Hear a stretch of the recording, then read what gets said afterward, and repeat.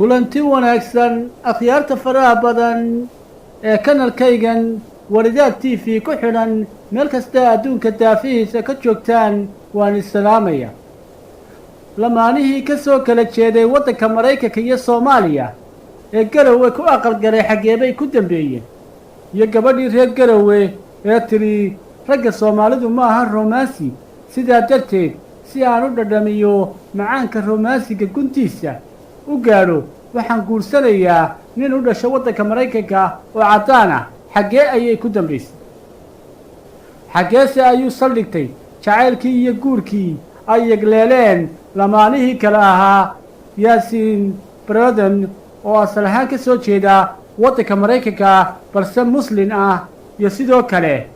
Naciima oo ka soo jeeda waddanka Soomaaliya xarunta maamul goboleedka Puntland ee Garowe شعيك قبيو بيو نسيب قدر باجيو قيمات كل هاي ذكتيدا حسوسي بقاليا قيمات كل هاي ذكتيدا حسوسي بقاليا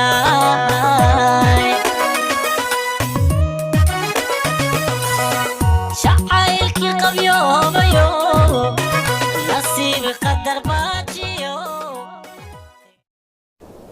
sida aynu wada ognahay Yaasiin Braden iyo Naciima waxa aroos wan ay ku dhigteen xarunta maamul goboleedka Puntland ee Garowe iyadoo arooskaasi saameyn ballaaran u yeeshay guud ahaan geyga Soomaalidu ay degtana laga ogaaday arooskaas balse guurka kadib lamaanahan iscalmaday ee kala sinjiyada ah fahamkoodii ayaa aad u adkaaday waayo ma aha dad isku dhaqan ah iyadoo wararka qaarna sheegayaan in muranku ka yimi masay dhanka Naciima ah halka wararka qaarna sheegayaan ninkan odayga ah ee ka soo jeeda waddanka Mareykanka markii uu si fudud ku hantay inantan yar ee quruxda badan leh ee reer Garowe inuu mooday hablaha Soomaalidu inay yihiin timir xabaal taala ka bacdina uu la soo baxay shaxaarinimo culus waana sababtay gabadhu uga hinaastay istijid dheer kadib waa la kala tegay aqalkii romansiga iyo jacaylka lagu dhisay ee guud ahaan geyga Soomaalidu degta laga ogaaday dabaylaha ayaa qaaday markii la kala tegay kadib ninkii Mareykanka ahaa ee magaciisa loo oran jiray Yaasiin Braden umuu joojin gabadhiisii xaaskiisii ay kala tageen Naciima balse isla markiiba wuxuu uu sameeyey gabadh kale oo reer Garowe ah ayuu u gogol fadhiistay gabadha magaceeda waxa la yiraahdaa Roodo gabadha kale ayaa uu guursaday kadib Yaasiin Braden iyo Roodo markii ay isguursadeen waxay tageen waddanka Kenya si uu u kaxeeyo oo uu geeyo waddanka Mareykanka waxaanu bilaabay dacwad dhoof balse muddo ka bacdi waxa uu ogaaday gabadhiisii hore Naciima inay ilmo yar u dhashay isla markaaba weji kale iyo ididiile kale ayaa ninkii odayga ahaa gashay waxaanu daaqadda ka saaray si arxandarro ah gabadhii dambe ee Roodo la odhan jiray waxaanu ku yidhi hee kuma jecliye inagu kala kaxee meesha xaaskaygii Naciimo ayaa ku noqonaya warqadaadina wata dhoofna ha u sugin ee ka sii daa markaa kadib waxa uu bilaabay inuu Garowe u safro oo uu Garowe qabto gabadhii iyada ahayd ee Roodo la odhan jirayna weji kale iyo hee adduunyo kale ayay gashay meel mugdiyaana lagaga tegay salaamaad kulli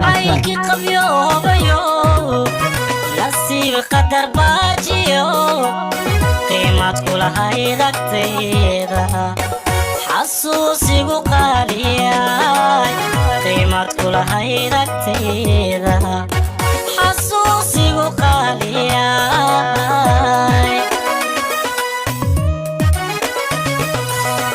شعيك قبيو بيو نسيب قدر باجيو markaa kadib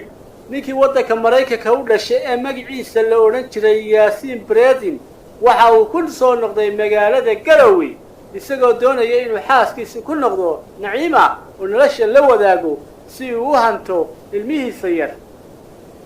haddaba su-aalaadka shacabka ay isweydiinayaan waxaa ka mid ah ama reer garowaba isweydiinayaan ninka yaasiin breden la yidhaahdo ma jacayl uu jecel yahay naciima ayuu ugu soo noqday mise waxa uu doonaya sidii ilmihiisa uu ugu qaadan lahaa waddanka maraykanka isagoo naciimo sasabanaya. si kastaba ha ahaatee ninka yaasiin waxa uu daawaha saartay muddo yar 2 hablood oo reer garowe ah isagoo marba mid laxag jacayla u shidaya. sidoo kale hablaha Soomaaliyeed oo markii hore aaminsanaa in ragga ajnabiga uu yahiin qaar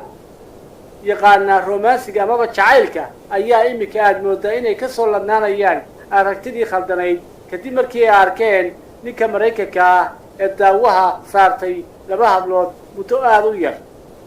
sidoo kale dadka reer garowe waxay indhahooda aad u hayaan ninka Maraykanka iyo waliba dhaqdhaqaaqiisa iyagoo waliba shaki weyn ka hayo in ninkani aanu gabadha u iman ee ilmaha uu doonayo inuu qaato. waynu eegi doonaa filimkan uu jiraya ninkan magaciisa la yiraahdo yaasiin breden halka uu saldhigto. sidoo kale inantii lagaga yimi waddanka Kenya ee loo qalqaalinaya dhoofka ayaa dirida qalitay oo aan la ogeyn xaalkeeda iyo nolosheeda imika inuu waxay ku sugan tahayba. runtii iyo gabagabadii waxaan hablaha Soomaaliyeed kula talin lahaa inay iska daayaan dhaldhalaalka adduunka iyo nimanka cadcad ay bidhaansanayaan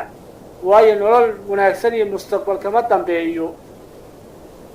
waa iga talo intaasi barnaamijkii aan idin daadihinayay anigoo daakastaan xaskara waa iga intaas.